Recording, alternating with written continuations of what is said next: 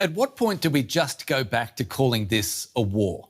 Tit for tat retaliation, more strikes from the US on Iran. Iran hits back at its Gulf neighbours. A collision in the Strait of Hormuz, which may or may not be shut. Trump wants to charge 20% toll on all traffic if and when it does reopen. All of that as India summons its Iranian ambassador over the death of a seafarer. We're going to talk to Marina Miron for the military angle in a moment and Stephen Beardsley for the business angle. But first, let's try and just get the latest clarified and verified as we know it to this point. The US military released this footage on Monday showing what it said was a new wave of strikes, US aircraft and drones hitting military targets in Iran. Fast news agency in Iran reports that 3 people were killed in those attacks. Now, the US Central Command said it used drone ships, meanwhile, to hit an Iranian ship maintenance facility and submarine base. The command said 3 Corsair unmanned surface vessels hit the port at Bandar Abbas. You can see the point of impact there. That was on Sunday. And Iranian state media, meanwhile, has shown a video purporting to show a Revolutionary Guard Corps missile being launched at US targets in the Middle East. Now, in relation to that, footage from Reuters taken on Tuesday morning showed a cloud of smoke over Bahrain. A spokesperson said the kingdom's air defence systems had intercepted and destroyed Iranian aerial attacks. Meanwhile, UK's Marine Trade Operations website is saying that a UAE-flagged tanker was hit by a missile 13 nautical miles southeast of Oman's Limar while transiting outbound of the Strait of Hormuz. That report was filed on Monday. The incident itself was on Sunday. Now, with all of that in mind, we turn to Marina Miron, as we often do, Department of Defence Studies at King's College London. Someone with an extensive history of study in the field of military strategy, someone we have spoken to quite a few times on the topic of Iran. Good to see you, Marina. Let's start with a simple question that might be quite difficult to answer. Are we back at war? Good afternoon, and thank you for having me. Indeed, it's a simple question, but the answer is very difficult, and it depends on how we classify war. If we look at war as a continuation of politics by other means, just at that, then one could argue, yes, we're back at war. However, we have to consider that neither the United States nor Iran have formally declared war.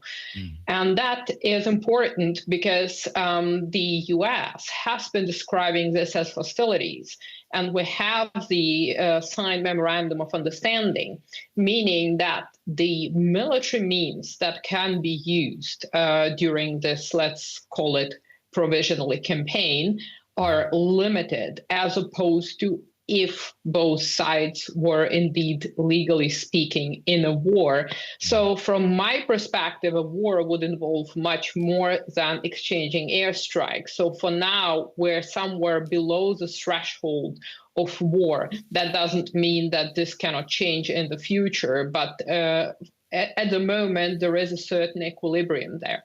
Right. So if we are on the pathway of a return to war or extended conflict, did the pause in hostilities that's come before now, did it teach us anything about Iran's stockpiles of weapons, or is it more the case that Iran learned how few missiles and drones they actually need to keep the region on edge? I think it had important lessons for all sides involved. For the US side, obviously, the important messaging was counting the missiles destroyed or the stockpiles destroyed. Then it was about counting the launchers being destroyed. And this is a wrong metric to use for measuring military power and military capabilities, as we have seen and as military history shows. A militarily weaker actor who doesn't have the missile stockpiles and the technology will use asymmetrical means. And this is exactly what Iran has been doing, using cheap drones. And it doesn't take a lot for Iran to disrupt the traffic in the Strait of Hormuz, as we have seen. There is also the issue of sea mines of different varieties that are located in the Strait of Hormuz. And so those very cheap means can be extremely effective. If we look at irregular, quote-unquote, campaigns during the past century, where you had a non-state actor, much weaker, less organized than the regular armed forces, and statistically speaking, in most cases, such actors prevailed.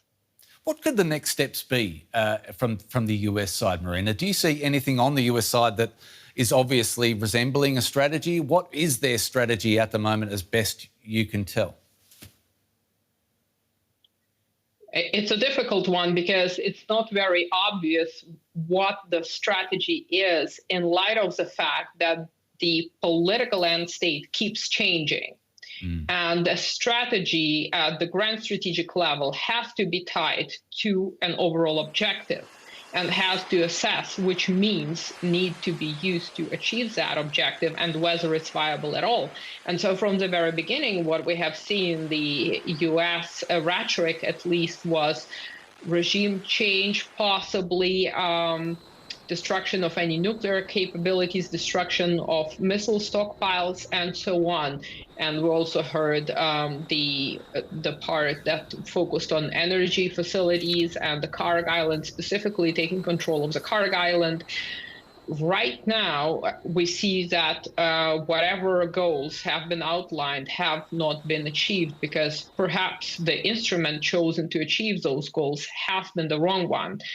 What we're seeing now is one could classify it as a twofold strategy. On the one hand, we have obviously the military component, which is helping to lead coercive diplomacy, because for the United States now, what would be the ideal end state? And we know that the US administration has been criticized both internally and externally for signing the memorandum with Iran and for giving Iran a lot of concessions, despite the earlier outlined goals. So for the United States, it's not just about reopening the Strait of Hormuz, it's about saving face. So we have military, economic tools, as well as coercive diplomacy to see how far this can go in terms of reaching somewhat, perhaps not an ideal agreement, but something that would stabilize the situation on the one hand and save the US face politically, because it doesn't really look good politically right now for the United States. Marina, Miron from King's College in London. It's been an absolute pleasure, as always, to talk to you. Thanks so much for giving some of your deep knowledge on the matter. Really appreciate it. Thank you for having me. So thanks to Marina Miron for the look at the military side of the conflict. Meanwhile, the economics of what happens in the Strait of Hormuz remain a point of conflict.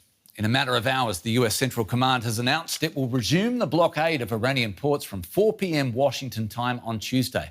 Not only that, but the president is planning to charge all shipping from that point on. In a post on his social media platform, Trump said, quote, "The USA will be, from this point forward, known as the guardian of the Hormuz Strait.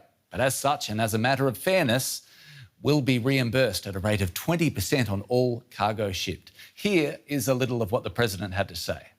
We're knocking out all of their offensive capability, and we're controlling the straits. We're putting the blockade back.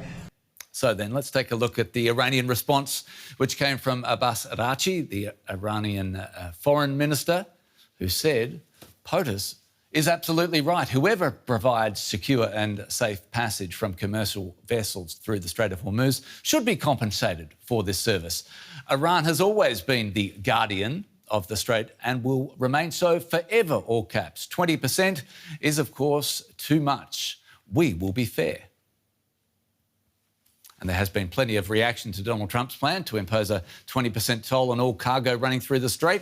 Here is Brazilian President Lula da Silva. He says he's going to clear it, but for every ship he clears out of the Strait, he's going to charge a 20% fee to the owner of the oil. Back in the day, that used to be called piracy. So pirates are on board and the stage is set for Stephen Beardsley from DW Business. Stephen, I guess there's not much sense in discussing if Iran will undercut the US on tolls. I'll skip to your reaction / the market's reaction to everything we've just heard there.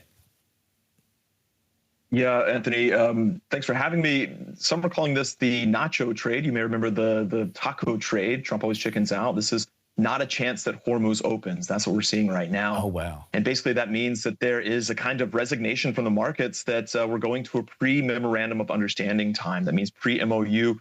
We're no longer just sort of fooling around with this tit for tats, but we're still within this kind of framework of trying to work out a deal, but that we're going back to something before that.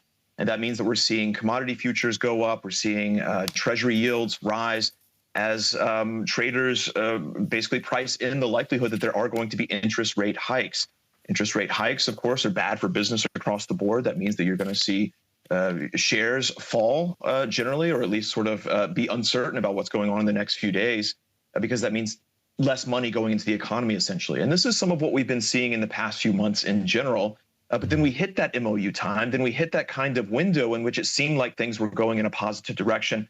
And that's definitely reversed now. We also see it, of course, with oil prices. The major benchmarks rising more than 10% in one day. That's a record in recent years. So that shows that almost this kind of spring release back to where we were before. It's not above 100 euros or $100 a barrel, but it's still higher than it was.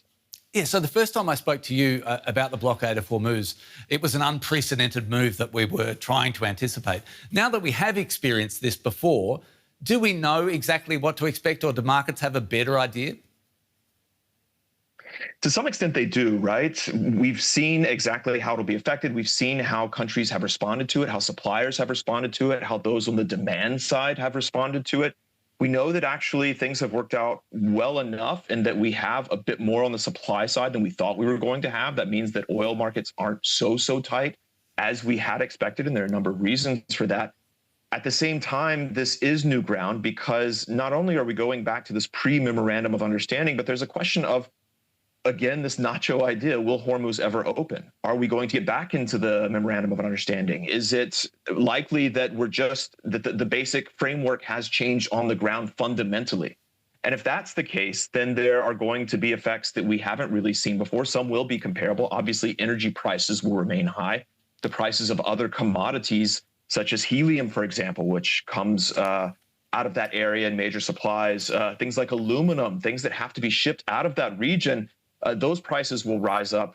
Fertilizer prices, they've been rising already in the past few months, and we're going to see the effects of that on food prices in the coming months and later this year. Those will rise again. So we are going to see many of those effects amplified, but we're also going to see some effects as countries really start to spend more, perhaps, on alternatives, as perhaps other suppliers who have really held off from increasing production, let's say the U.S., for example, maybe there's more economical sense now in increasing production. We're not going to see that right away, but depending on what happens with Hormuz, if it really looks like this is not going to be a solution, or there's not going to be a solution that's found anytime soon. Right, last one. Knowing that 20% of the world's oil flows through the Strait, we braced for an oil shock that first time, and you've alluded to this already, but in the first leg of this conflict, was it as bad as we feared the first time? And if we go back to a total blockade, how long is it going to take us to get back into oil supply trouble? It wasn't as bad as we thought it was going to be, and there's a number of reasons for that. One is that on the supply side, there were a lot of things that came through, such as the U.S., which had been exporting record numbers of oil and crude supplies in recent months. We also saw that refineries were really pitching in places like Nigeria, Europe, the U.S. They were turned on and they sprang into action in a way that really made a difference. And then on the demand side, we also saw that China, one of the biggest importers of oil, really slowed down its imports. It was sitting on a lot of reserve oil, and it seems to have been drawing more on that. And demand in general seems to have fallen. So both on the supply side and the demand side, we saw a kind of reaction that really did cap oil prices at around $100 a barrel and actually lower. I mean, remember, Anthony, at the beginning of this, we were talking about scenarios of $150 a barrel, maybe even $200 a barrel. I believe that's what Iran was boasting at the time. But we went into this already having a bit of a glut in oil. And so we were, in a way, the world was in a good position to have this kind of crisis. And then we have seen alternatives. Of course, Saudi Arabia, Oman have found, UAE have found other ways of shipping off some of that, transporting it by rail, transporting it by truck. As far as when we're going to feel the pinch really from this in the future, it's going to happen slowly. I mean, there is still a bit of a glut. We've seen that springback reaction to put us about $87 a barrel right now. If it looks like this is going to continue to be tighter, if there are going to be hostilities, then it will rise higher. Will we really see 150 or will it be closer to 120? We'll have to see, but it doesn't seem like it's going to fit the worst case scenarios that many had imagined. And already countries and suppliers are in a position now to expect a worst case scenario and begin to respond to it. Yeah, so silver linings visible perhaps or possible. Stephen, thanks so much from DW Business. Thanks for jumping in and explaining that for us. Much appreciated. So it's over to you. Before we go, how concerned are you about this latest escalation in a showdown between Iran and the US? Who will be the guardian of the Strait of Hormuz? Let us know. I'm Anthony Howard in Berlin. We've got to go. See you next time.